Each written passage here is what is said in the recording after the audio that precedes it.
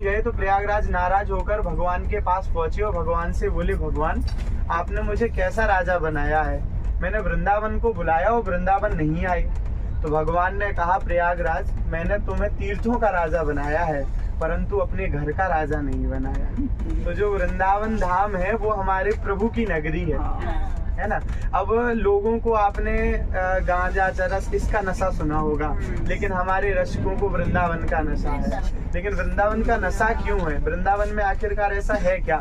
सबसे पहले तो वृंदावन स्वयं में एक पवित्र नाम है, क्योंकि वृंदावन, वृंदा का अर्थ है तुलसी, जो तुलसी का वन है वो वृंदावन है। और ये क्यों इतना पवित्र माना गया? क्योंकि ये राधा रानी का हृदय स्थल है। जब ठाकुर जी जाने लगे ब्रज को छोड़कर तो राधा रानी यहीं पे वास करने लगी। जो ब्रज की एक तो रानी राधा रानी है ना। हमारे यहाँ ठाकुर जी का कम और राधा रानी का ज्यादा राज चलता है ना। परंतु क्यों? क्योंकि हमारी लाडली लाल है ना, अत्यंत दयालु है, बहुत इतनी दयालु है, इतनी दयालु है हद से ज्यादा। कैसे? एक बहुत सुंदर घटना है हमारे वृंदावन की। आपने मीराबाई का नाम सुना होगा। मीराबाई अपने उससे भी पूर्व जन्म में एक ब्रज की गोपी थी, माधवी नाम था, और मधुमंगल जी से उनका विवाह हुआ था, है ना। तो एक बार जब ठाकुर जी क्रीड़ा कर रहे थे, खेल रहे थे, तो मधुमंगल बोले, लाला मैं तो अपनी ससुराल जा रहा हूँ, अब खेल यहीं बंद कर देते हैं। तो ठाकुर जी 3 साल के बालक, ठाकुर जी बोले, या ससुराल का हो गए, मोए भी बताते जा। बोले ससुराल में बहू हो गई। बोले अच्छा बहू, ये बहू का हो गई? बोले मोए तो बता। बोले ना। बोले जब तेरो ब्याह हो गए वो तो तुम्हें पता चल जाएगा कि बहू का हो गई।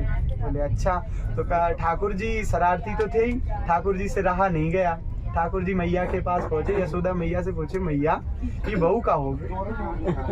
तो अब मैया आश्चर्यजनक, मैया चिंतन में पड़ गई कि आज कहाँ से सुन लियो लाला ने कि बहू का हो गए, है ना। तो मैया बोली कि जब तेरो ब्याह होगो ना, और ब्याह होके जो तेरे साथ आएगी वो बहू हो गई। अच्छा। बोले मैया मेरो ब्याह कब हो गए? अब मैया को बड़ी चिंता हुई। बोले ये 3 साल का तो है, नन्हा सा है, और आज यह ब्याह की चिंता। बोले कैसे? बोले मैया मधुमंगल ससुराल जा रहा तो मेरा भी मन करो ससुराल जावे को, है ना। तो मेरा ब्याह कब कराएगी? तो बोले तेरा ब्याह हो जाएगा, तो बड़ा तो हो जा तेरा। बोले ना, मेरा ब्याह आज ही होगा। बोले तू एक काम कर, मधुमंगल को आ जाने दे और तू वाकी बहू देख ले, इसके बाद मैं तेरा ब्याह करवा दूंगी। बोले ठीक है मैया। तो मधुमंगल जी जब लेकर आए गोपी को, तो गोपी की माँ ने पहले कहा, माधवी से कहा कि माधवी तू ब्रज में जा तो रही है, परंतु एक टेढ़ी टांग का छोरा है वहां पर, उससे बच के रहना। बोले जो उसका हो जाता है वो उसी का हो जाता है, फिर उसे ना अपनी पति की सुध-बुध रहती है, ना घर वालों की सुध-बुध रहती है, किसी की नहीं रहती है। तो माधवी समझ गई, माधवी से कहा वो नहीं तो पागल कर देगा, उससे दूर रहना। माधवी ने कहा ठीक है भैया। माधवी जैसे ही आई, अब ठाकुर जी तो इंतजार कर ही रहे थे, बहू देखनी है। माधवी जैसे ही ब्रज की सीमा पर आई तो ठाकुर जी तुरंत वहीं आ गए। बोले मधुमंगल नेक बहू को मुंह तो दिखा दे, बहू कैसी हो? अब मधुमंगल ने कही माधवी से, माधवी कान्हा को मुंह दिखा दे। अब माधवी ने जहाँ से ठाकुर जी की बात सुनी, माधवी ने इतनो घूंघट कर दिया। बोले या वही छोरो है, मैया ने जाके कहा से मना करी है कि आँख को मुंह ना दिखाइए, नहीं तो ये पागल कर देगो। अब माधवी ने, ठाकुर जी मनाते रहे, माधवी तेरे को, हे गोपी तेरे पाँव पर हूँ, तो एक बार मुंह दिखा दे। ना मानी माधवी, अब घर चले गए। ठाकुर जी घर आ गए, बोले अब तो दिखा दे।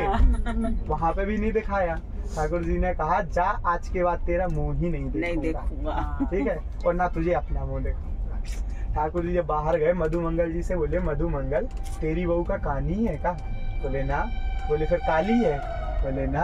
बोले कोई दिक्कत है? बोले नहीं। फिर ये मौका है ना दिखावे में, जब मुँह ना दिखा रही। तो मधुमंगल जी ने मनाया, लेकिन वो नहीं मानी। जब ठाकुर जी वहां से चले गए तो माधवी जब रोज बाहर बैठे तो गोपी केवल ठाकुर जी की चर्चा करती थी कि आज नंद के लाला ने ऐसो करो, आज नंद के लाला ऐसो कर रहे थे, आज नंद के लाला इतना सुंदर, आज नंद के लाला फूल वाले कुंडल पहने थे, आज नंद के लाला मोर पंख धारण करे थे। माधवी एक गोपी से बोली, तुम सबका पागल आगल हो गई हो का? बोले दिन भर वाकी चर्चा करती हो। अपने पति अति की चर्चा नहीं करती हो, घर वालों से कुछ काम नहीं है क्या? तो बड़ी चिंता हुई। तो वो एक गोपी ने माधवी से कहा, तूने आज तक देखा है? बोले ना। बोले इसीलिए तो तू बोल रही है। बोले तूने देखा होता तो तू नहीं बोलती। तो माधवी ने कहा मुझे देखना भी नहीं है ऐसे। ठीक है। एक दिन अब ठाकुर जी की लीला है, माधवी जो सुबह पनघट पर 5 बजे जाती थी, सारी गोपियां जाती थी पानी भरने के लिए, माधवी उस दिन जल्दी उठ गई।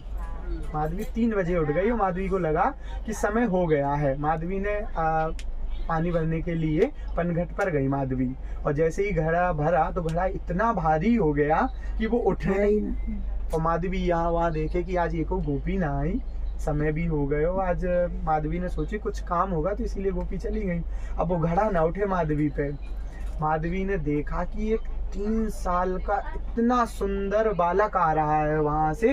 माधवी खो गई, माधवी को नहीं पता कौन है। माधवी ने सोचा, देखो एक 3 साल का छोटा सा बालक चला आ रहा है, मोर पंख धारण करे, सुंदर जटाएं, बिल्कुल एकदम सुंदर आंखें, बड़ी बड़ी मोटी मोटी, ठाकुर जी का इतना सुंदर रूप, इतना सुंदर रूप कि माधवी घड़ा तो छोड़ो, ठाकुर जी पर मोहित हो गई। सोचने लगी किसका इतना प्यारा बालक है और किसने इतने सुबह से छोड़ दिया अकेला।